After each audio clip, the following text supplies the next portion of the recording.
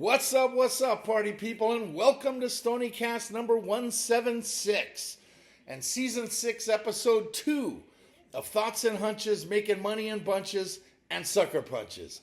It's your boy Stony coming back at you for the 176th time, and I'd like to welcome all of my fellow hoodlums, lowlifes, scumbags, shady characters, criminals, fugitives from justice, heathens, scoundrels, altar boys with unhealthy relationships with their priests, hustlers, wise guys, foul-mouthed raging alcoholics, MLB players that have got into a fight with Bryce Harper. You know who you are, and thank you for watching. Cheats, gangsters, fienders with abusive language, and degenerates. Let's face it, anybody with a massive gambling problem. If you're new to the show, hey, you probably fit into one or a few of those categories, so welcome. Because you're now one of us. One of us. Gooba Gaba, one of us. We accepted one of us. Sorry, sometimes I get a little carried away. Hey, make sure to hit the subscribe button right down here in the lower right-hand corner and ring that bell. That way you can get notified every time I put out a new video. To spread the word's also very easy. Just tell other scumbags and degenerates that you know to go to YouTube and enter Thoughts and Hunches in the search bar. That'll take you directly to my page so you can get dialed into everything that I give you. Also, if you're new and you don't know what's what with this channel, it's college and pro football winners, MLB playoff winners, and college basketball winners. The books, they're not expecting a guy like me to deliver this many winners, right? I'm an outlier and I'm a disruptor. I'm like the Beastie Boys. I disrupt. Step inside the party, disrupt the whole scene. That's what I do. I go to the mattresses every single week for you to get the info in order to get you to the window with a ticket to cash. Now, before I get to the picks, as usual, I have some thoughts. Listen. Give me all you got. Listen. Give me all you got. Oh, Al. Attaboy, Al. Tell him. The world of streaming sports is still a top story as sports is only getting more expensive all around, whether you have a cable subscription or streamer like I do. I have YouTube TV and I've had it for 8 years now. I tried all the others with the free trials like Hulu with live TV, Fubo, Sling, but I settled on YouTube TV. With the price continuously going up, it's getting harder, and a big hit for me was 2 years ago when YouTube TV was forced to drop the MLB network. That was huge. It has NFL Network and it has NBA Network, which nobody watches. But I miss my MLB TV because ESPN doesn't cover MLB well enough. Monday, I got an email from YouTube TV saying that they are in the process of negotiating with Fox to continue carrying their content. That includes Big Fox, Fox News, FS1, FS2, and anything that I have recorded, all right? A deal has to be reached in the next 5 minutes, literally. They said by 5 o'clock Eastern time today, and that's in 5 minutes from now. A deal has to be reached. And if it doesn't happen, I'm going to receive a $10 credit going forward each month. But what worries me is that if the two sides do come to a settlement, the cost of YouTube TV is going to rise again, which it usually does every 2 years or so anyway. Now, if it does, I may have to switch over to Hulu Live because that was the second best streamer that I used before I settled on YouTube TV. The email also says that I can continue to watch Fox programming if I buy Fox One, the app, for $20 a month. Yeah, that shit ain't happening. The biggest game of the weekend and arguably the season, arguably the last 10 years, takes place on Big Fox this Saturday. And this is a hell of a time for this shit to be pulled. All right? I'm not worried, though, because I have plenty of other outlets and avenues to watch sports. But it's just easier when your streaming service or your cable provider has it all. Right? Now, here's the report. I'm going to read it quickly for you because I don't want to bore you guys. As the clock ticks toward August 27, 2025 at 5 p.m. Eastern, YouTube TV subscribers are bracing for the possibility of losing access to a wide range of Fox-owned content, including popular channels like FS1, Fox News, local Fox stations. The looming deadline marks the expiration of the current distribution agreement between Google-owned YouTube TV and Fox Corporation, with ongoing negotiations failing to yield a resolution as the cutoff approaches. This dispute could significantly impact millions of subscribers, especially with the NFL season and other major sporting events on the horizon. The disagreement centers on financial terms, of course it does, with both sides unable to agree on a fair valuation for carrying Fox's content. YouTube TV, one of the leading streaming platforms with an estimated 9.5 million subscribers, has been a go-to service for cord cutters like me seeking live television, including sports, news, and local programming. Anyway, blah, blah, blah. However, the potential blackout threatens to disrupt access to critical programming, including NFL games, college football, and MLB playoff games broadcast on Fox-owned channels. Local Fox stations, which carry regional sports and news, also are at risk, potentially leaving viewers in markets all over the place without their usual programming. Right? So this is big, right? And I'm going to find out because I'm watching the end of the Will Cain show right now on Fox News, and in about 3 minutes now, the 5 is going to come on, and that's at 5 Eastern. So if I go dark, I'm going to start yelling.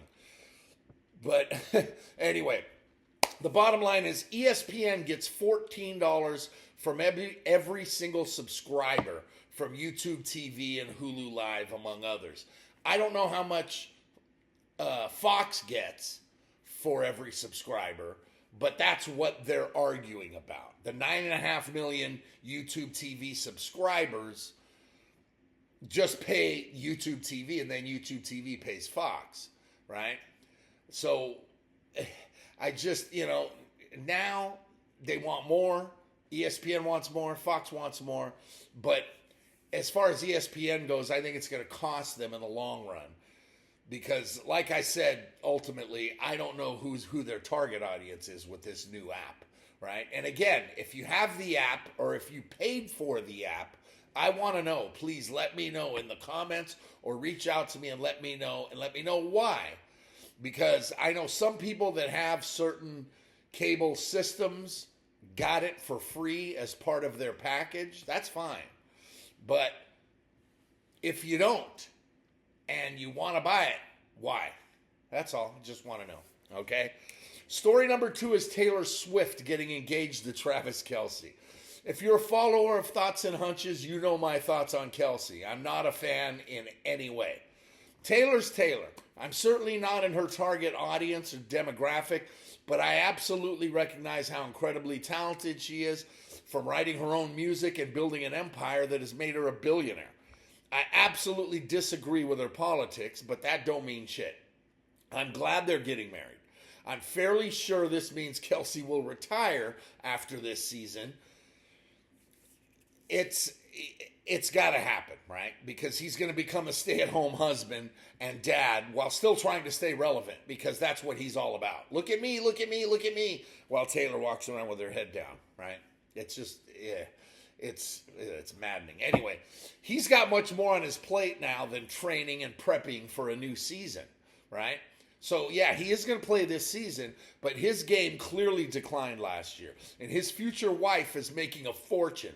So how long until she gets pregnant and starts having children? Her music ain't for me, and her politics certainly aren't either. But I'm happy for them, even if I believe he's a media whore who craves the spotlight. She gets it because she earned it. But nobody outside of the NFL would know who he was if he was single. And for those of you that don't care and I want her to go away and not be shown at Chiefs games, get over it, right? Because she'll really be shown more now, especially as wedding day approaches. This is the most famous woman in the world. And whether you like it or not, it's news. Sorry, haters, but I just kind of had to, all right? Now, let's see how your boy did last week. 5-1 to start the season ain't nothing to sneeze at, people. As only UNLV cost me a perfect Saturday. So yeah, 5-1 is nice. Plus, I hit a money line play to start the new season with the sprinkle, right? And all it did was just make me go large in week 1. Large, Josh. Large. Gotta go large. I also hit the Degenerate special with Hawaii coming through to close out an excellent episode 1. So that's always a good thing, and it's a great way to start out. Pay him. Pay that man his money. That's right. Now, once again, remember that all of these picks are 100% free. So for all the touts out there that are charging you for picks and only giving you 75 and 80% winners, I hear you, Brent Musburger. Come on. Stop. We all know you're full of shit, and you're charging for these picks. Oh! Yeah, I mean, come on. Really? How does that happen? For me, all you got to do is come to YouTube every week, and I'll drop my plays on you for free. All right? You ready? Away we go. Episode 2. Al? Just win, baby. That's right, Al. Let them know. Plenty of NCAA action going on every day from tomorrow all the way through Monday. So let's get it started tomorrow, 5:30 Eastern on ESPN at Raymond James Stadium in Tampa, where 25th ranked Boise State comes to town as 6.5-point favorites versus South Florida, and the total 63.5. Boise got the Group of Five's lone college football playoff bid last season and were knocked out by Penn State and in the playoff and finishing the season 12-2.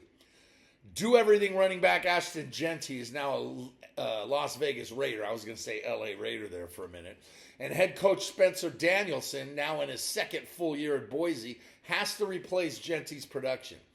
Quarterback Maddox Mason will do the heavy lifting after a very good 2024 in which the Broncos threw the ball extremely efficiently. Fresno State transfer Malik Sherrod and redshirt freshman Sire Gaines are going to be the backs, while Mason will be looking for one of the best tight ends in the country in Matt Lauder. Boise's defense was excellent last year, and they should be again this year, led by edge rusher Jaden Virgin Morgan, and safety Ty Benefield. USF begins their campaign with 3 straight top 25 teams, as next week it's off to the Swamp in Gainesville, followed by a trip to Miami in 2 weeks. Wow, that's a hell of a start. USF did finish 7-6 last season and beat San Jose State in the Hawaii Bowl. Quarterback Byron Brown leads the way for the Bulls as a top-tier dual-threat quarterback who, after a phenomenal 23 season, only played in 4 games last year with a leg injury. But now he's back, he's healthy, and he'll be one of the best players in the AAC. Brown will also have the benefit of playing behind a very experienced O-line. Boise State's clearly the better team here, but if USF can get Brown, who plays like he did in 23, the Bulls can pull off the upset. Boise may not, they're going to try and run away and hide, but USF will run a lot of ball-controlled offense to keep Boise's O on the sidelines. Boise wins, but I'm on USF here, catching the 6 to start the week. Give me the Bulls +6 and the hook. Tomorrow, 6 p.m. on Big Ten Network at SHI Stadium in Piscataway. Rutgers is a 15-point home chalk versus Ohio, and the total's 46.5. Rutgers finished last year 7-6 with a loss to Kansas State in the Rate Bowl. This year, head coach Greg Schiano hopes to get more consistency from the Scarlet Knights as they started 4-0 last year before suffering 4 straight conference losses and had to battle the rest of the way. If Schiano wants to win his 6th straight opener, replacing stud running back Kyle Monongai, three backs are up to the task. But quarterback Ethan Kaliakmanis' continued development will help. He's the key. Ohio is the defending MAC champions, and after 3 great years, head coach Tim Ablin took off for Charlotte. Defensive coordinator Brian Smith gets the job after leading the Bearcats to a win in the Cure Bowl 8 months ago. Parker Navarro's a solid all-around quarterback and must control the clock because Rutgers is bigger and stronger at all the skilled positions. A new season in Piscataway under Schiano means another Rutgers. But can they cover the big number? I say absolutely. Give me the Scarlet Knights here and lay 15. At 9 Eastern tomorrow on ESPN at Arrowhead Stadium in Kansas City, Nebraska's a 6.5-point favorite over Cincinnati, and the total set at 52.5. Nebraska head coach Matt Rule led the Huskers to a 7-6 record and a win over Boston College in the Pinstripe Bowl, but that was Nebraska's first winning season in 9 years. And I got Fox News. It is now after 4 o'clock, and I did not get cut out, and it is on. So I'm going to have to read all the news after I finish this, but okay, so it looks like I'm good, at least for a while. I'd like to know the terms and how long this contract's going to last for, but I do have Fox News, or I do have Fox channels, so that's a good thing. Anyway, Nebraska, Matt Rule, right?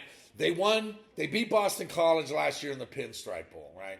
But that was Nebraska's first winning season in 9 years.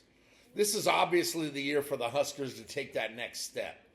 Quarterback Dylan Raiola got 2 key transfers at wideout in Dan Key from Kentucky and Nizia Hunter from Cal. And with one of the best O-lines in Lincoln in a while, they're going to be able to run it well too. Cincinnati, they took over a program 2 years ago to get the Bearcats to... The Bearcats made a trip to the college football playoff, right? And then right after... They've gone 8-16 the last 2 years when Scott Satterfield took over. And he knows he's got to win now. Quarterback Brendan Sorsby has been around for a while, and he's good enough to match Raiola's production, and he too also has a strong O-line. Since he's going to be better this year, and no Nebraska game is ever safe. It just isn't. I'm leaning towards Cincy, but instead I'll roll with the under here as both teams will try to control the clock on the ground. Under 52.5 has to be the play here. We also have a couple of intriguing matchups on Friday before the madness of Saturday. So let's start Friday at 8 Eastern on Big Fox at McLean Stadium in Waco, where Auburn comes to town as a 2.5-point road favorites at Baylor, and the total's 57.5. Arguably the hottest seat in the country this year belongs to Auburn head coach Hugh Freeze as he begins his third year on the Plains after going 11-14 the last 2 years. Bad losses and questionable decisions have plagued the Tigers under Freeze, and the quarterback decision is far from certain. But Oklahoma transfer Jackson Arnold is the starter with 2 more chomping at the bit at the first sign of trouble. But you know what they say? If you have 3 quarterbacks, then you don't have any. Baylor doesn't have that problem. Sawyer Robinson looks to capitalize on a really good 8-4 season last year that saw the Bears win their last 6 games before falling to LSU in the Texas Bowl. Head coach Dave Aranda's led Baylor to 2 bowl games. He's led them to bowl games in three times in the last 5 years. And he thinks Robinson can lead the Bears to a Big 12 title this year in a conference that almost everyone seems to have a chance to win with no clear-cut favorite. Aranda also gets his top 2 wideouts, his top 2 running backs, and 4 starters on his offensive line, which means Baylor should be able to move the ball a lot this year. Auburn hasn't been very good lately, but their defense is going to have their hands full Friday. A rowdy and loud Friday night in Waco makes me jump on Taylor. Baylor. Taylor makes me jump all over Baylor. Plus 2.5 with a sprinkle on the money line. Sprinkle me, man. Sprinkle me, man. Attaboy 40. Way to tell him. All right.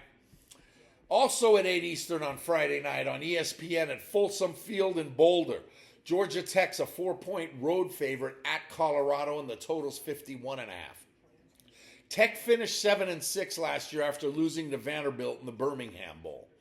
Now in Brent Key's 4th season in Hotlanta, Tech is expected to take a major step forward behind the arms and legs of quarterback Haynes King. This guy can play.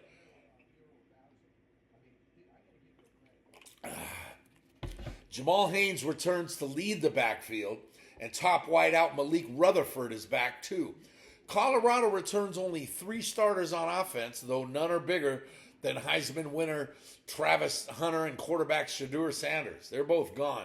Dion had a rough offseason with his health, And while it's going to be good to see them on the sidelines, the Buffs are in trouble here. And that's even with a sellout at home in prime time.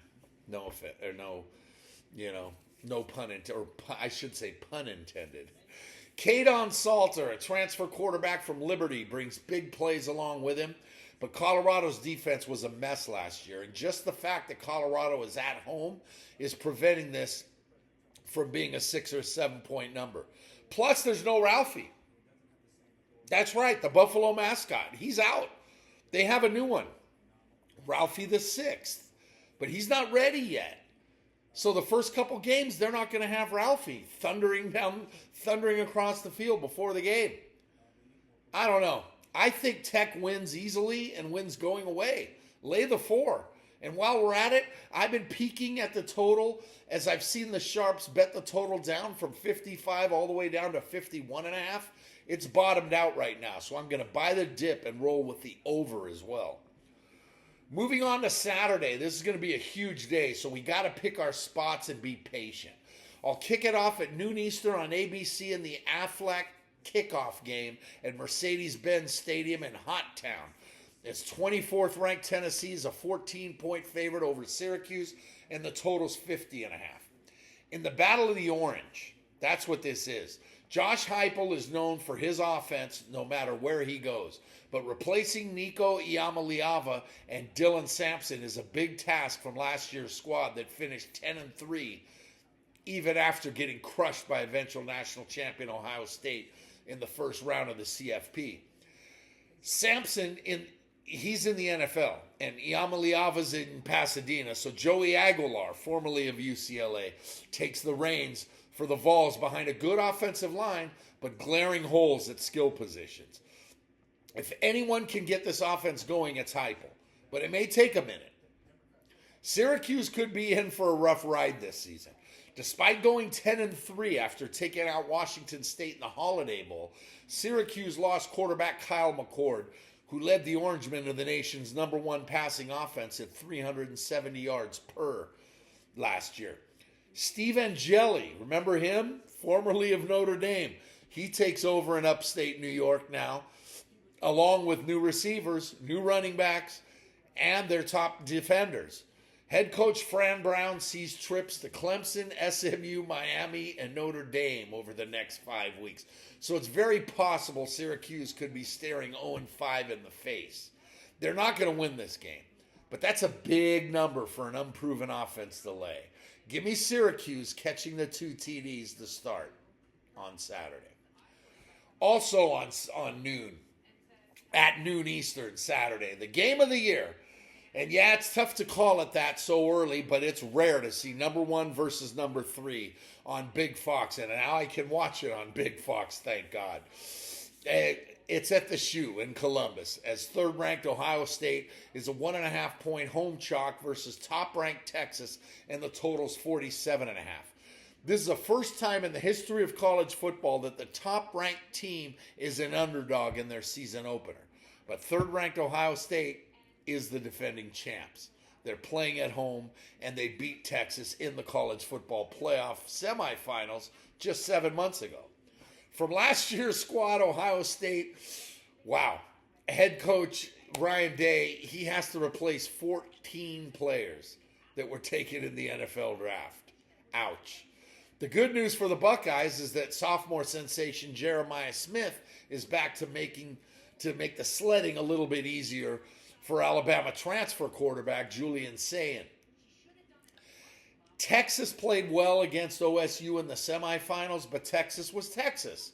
And head coach Steve Sarkisian, once again, proved he's not a closer. Always be closing. ABC, baby. Sark lost 12 players of his own to the NFL, but he returns probably the best linebacking core in the country.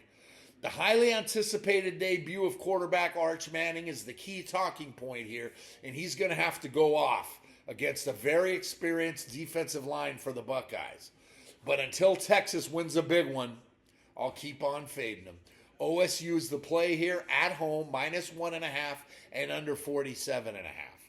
Again, not a parlay, but 2 separate plays, OSU and the under, in the first of maybe 2 meetings. They could meet again come January. Noon Eastern on ESPNU at Yeoman Stadium in the Big Easy. Tulane's a 6.5-point home favorite versus Northwestern, and the total set at 46.5. Tulane had a shot at the college football playoffs last year before they just got completely melted down in their final 3 games with losses to Memphis, Army, and to Florida in the Gasparilla Bowl. The Green Wave had an excellent defense last year, but returned only 3 starters from that unit, and the offense is all new also. A quarterback hasn't been named yet, but if their transfers come through, they could be a very good team again this year. Northwestern won the Las Vegas Bowl to close out the 23 season, but went 4-8 last year. This year, they should be much better. Former SMU starter Preston Stone is the new quarterback, and with running back Cam Porter and wideout Griffin Wild, their offense should be much better. The defense is also good, and a great edge rusher in Aiden Hubbard in front of an excellent linebacking core has me all over Northwestern here. They probably won't win, but I'll take the 6 points all day long. Wildcats in the 6. 3:30 Eastern on ABC at Doak Campbell Stadium in Tallahassee. Tallahassee. Shout out, Donnie O. As 8th-ranked Alabama comes to town as 13.5-point road chalk at Florida State, and the total's 50.5. Ty Simpson paid his dues and waited his turn to be named starting quarterback at Alabama. Now he gets his first career start. This is his time. Kalen DeBoer had massive success at Washington, and taking over for retired Nick Saban is a coach's dream or nightmare. But 9-4 last year had Tide fans scratching their heads after a loss to Michigan in the ReliaQuest Bowl. Now it's year 2, and he's got to lead this squad back to the Saban standard. Otherwise, there's going to be pitchforks and fires. Bama Nation will not stand for another 9-4 season, I'm telling you.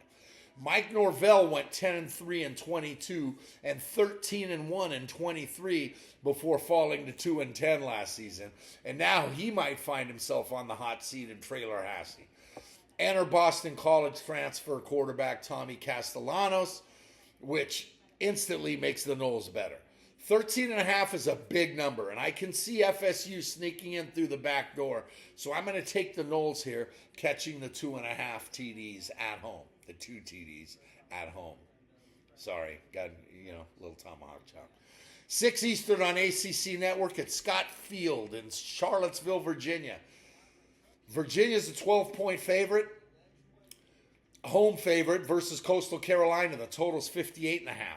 These 2 schools finished their home and home following Virginia's 43-24 win in Conway last year. Virginia is one of only 6 Power 4 programs that returns their entire coaching staff. But the same can't be said for their roster.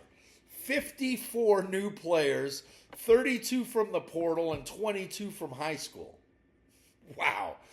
Coastal isn't exactly Texas or Ohio State, but with this many points, I have no choice but to roll with the dog, even if it is on the road. I'll take the Chanticleers here and all 12 of those points.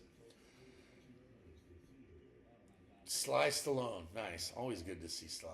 Anyway, I'm by the way, Paramount Plus, getting ready for the next season of Mayor of Kingstown. He's Oklahoma, Tulsa King. That's what it is. Mayor of Kingstown, too. Anyway, 7:30 Eastern on NBC at the Big House in Ann Arbor. 14th-ranked Michigan's a massive 34.5-point home favorite over New Mexico, and the total's 49.5. After winning the national title 2 seasons ago, Jim Harbaugh bolted Michigan for the NFL, and Sharon Moore took over last season and led the Wolverines to a not-so-bad 8-5 record by knocking off Ohio State and Alabama in their last 2 games. The Connor Stallion spying is done, and the Wolverines got nothing more than a stern warning from the NCAA. And now's the time to get back to the top of the Big Ten. I've got Michigan as the 4th best team in the Big Ten behind Penn State, Ohio State, and Oregon. Well, this week is a scrimmage. New Mexico is a complete catastrophe.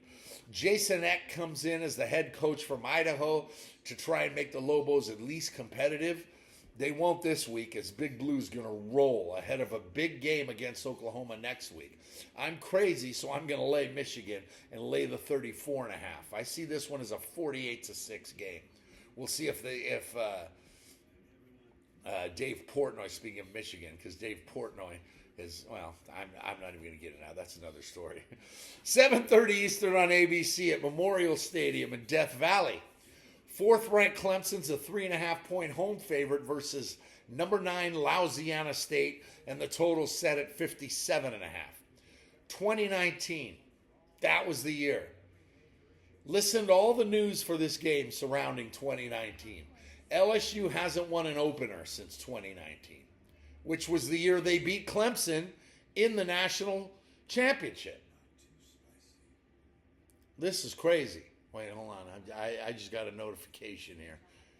Okay, no, I don't want that. Sorry, that was odd. I've never even seen that before. But they beat Clemson in the national championship, right? That was the last time these two programs met. Clemson's also hosting their opener for the first time since 2019, and both schools have a lot of juice heading into the season. The headline is Garrett Nussmeier and Cade Klubnik meeting up as two of the top quarterbacks in next year's NFL draft class. The Dabo Swinney versus Brian Kelly angle is also very interesting. Kelly may be on the hot seat as he begins season 4 at the helm on the Bayou, while his previous school, Notre Dame, made it all the way to the national championship game last year. I can't in good conscience take LSU until they prove to me that they can win an opener. The hook scares me, but I don't give a shit. I'm on Clemson at home in a battle of schools that claim to play. They both claim to play in Death Valley. Tigers versus Tigers. I'll take the orange ones, -3.5. 10:30 Eastern, Saturday night on ESPN at Research Stadium in Corvallis. Oregon State's a 1.5-point home favorite versus Cal, and the total's 50.5. Oregon State got pounded by Cal last year in Berkeley, and they brought in former Texas, then Duke quarterback Malik Murphy to team up with feature back Anthony Hankerson to immediately improve the Beavers' offense. Cal counters with true freshman quarterback, I might stumble on this one, Jaron Keefe Sagapolutule. I think that's how it is. Sagapolutule. He beat out Ohio State freshman transfer Devin Brown to land the job. Now his first ever starts a night game on the road against the former Pac-12 rival. Cal's new OC, Brian Harsin, formerly Boise State and Auburn's head coach, has 4 running backs that he's going to be rotating and trying to take the pressure off of his freshman quarterback. I'm just going to refer to Sagapolutule as that from now on, the freshman quarterback. OSU's 20-5 in home games since 2021. And Cal's going to be in trouble Saturday night. So I'm going to take the Beavs at home and lay the short number. After hitting last week's Degenerate Special with Hawaii over Stanford, this week's Saturday night Degenerate Special. Keep in mind there are games Sunday and Monday. But as far as Saturday goes, the Saturday Degenerate Special goes at 11 Eastern on Big Fox at the Rose Bowl in Pasadena, where Utah comes to town as 6-point road chalk at UCLA, and the total's 51.5. Again, former Pac-12 foes, now in different conferences. They get after it at the base of the San Gabriel Mountains. Utah head coach Kyle Whittingham's one of the best in the business, as he gets the most from the least year in and year out. Quarterback injuries and offensive ineptitude, they've deterred Whittingham's defenses, but his defenses have been awesome every year. Saturday night on the road, the Utes have to face former Tennessee transfer quarterback Nico Iamaleava in his first start for the Bruins. Nico's tasked to get UCLA to relevance in head coach Deshaun Foster's second season. UCLA went 5-7 last year and was better than most people thought, including this UCLA fan. And with Nico, they should be better this year, right? Wrong. 6 points, though, is a pretty big number for an unproven Utah offense on the road. Utah wins, but leaves the back door wide open for Iamaleava to sneak through and get UCLA a cover, catching 6 to close out Saturday night with the degenerate special. The beauty of week 1 is that there's also games on Sunday and Monday until next week when the NFL juggernaut takes over. This Sunday at 3 Eastern on ESPN for the Aflac kickoff game at Mercedes-Benz Stadium in Hot Town. 13th ranked South Carolina is a 7.5-point favorite versus Virginia Tech, and the total's 52.5. South Carolina head coach Shane Beamer begins year 5 following his best season yet. Quarterback Lenoris Sellers led the Gamecocks to 6 straight wins to end his first season as a starter and almost got USC in the college football playoff. They were this close. But now he's back, ready to take the Gamecocks to the next level in the SEC. Virginia Tech counters with playmaking quarterback Kyron Drones after a maddening 2024 campaign that finished with a loss to Minnesota in the Duke's Mayo Bowl. This one has the makings of a very underrated showdown in week 1. USC has the horses and the size, especially on the defensive line. But this is a big number to lay. South Carolina gets the W, but the Hokies cash the ticket at plus 7.5. Sunday night, 7:30 Eastern on ABC at Hard Rock Stadium in Bienvenidos a Miami. 6th ranked Notre Dame comes in as 2.5-point road chalk at number 10 Miami, and the total's 49.5. The Irish and the Canes meet for the first time in 8 years in a game that was famously dubbed the Catholics versus the Convicts. Last year, Notre Dame famously lost to Northern Illinois and then proceeded to run the table all the way to the national championship game, where they did get the backdoor cover against Ohio State that people seem to forget. I didn't. C.J. Carr is the quarterback for the Irish, and he's the grandson of former Michigan head coach Lloyd Carr, who guided the Wolverines from 95 to 07. Marcus Freeman, head coach, believes Carr is the answer going forward to go along with the tough and experienced Irish defense. The Canes come in after a classic Miami season, where they began 9-0, but they lost 3 of their final 4, like they always do, including to Iowa State in the Pop-Tart Bowl. Last year's quarterback, Cam Ward, he's the top pick in the April NFL draft, and now he resides here in Music City. So Miami brought in former Georgia quarterback Carson Beck to take over after he famously avoided playing Notre Dame in the playoffs last season. The question for the Canes is, will Beck be the difference maker, or is he going to be the man who works in the bakery selling turnovers? Because that's what we know him as. Miami always starts strong and finishes horribly. This one has the makings of a good one, in which used to be one of the best rivalries in college football. And it also could have ramifications for the college football playoff come December when the committee puts together their 12 best teams. I'm on the Irish here because I have more faith in Marcus Freeman than I do Mario Cristobal. Notre Dame -2 and a chunk. Finally, on Labor Day, Monday night, college football closes out this week at 8 Eastern on ESPN as Texas Christian is a 3.5-point road favorite at North Carolina, and the total's 56.5. Labor Day night to end the week is only possible because of Bill Belichick's first game in college after spending the better part of 50 years in the NFL. Belichick tabbed South Alabama transfer quarterback Gio Lopez to run the O. A big question for Belichick doubters is that he clearly doesn't have Tom Brady now, which is where he did all of his winning, and he hasn't won anything anywhere ever without Brady.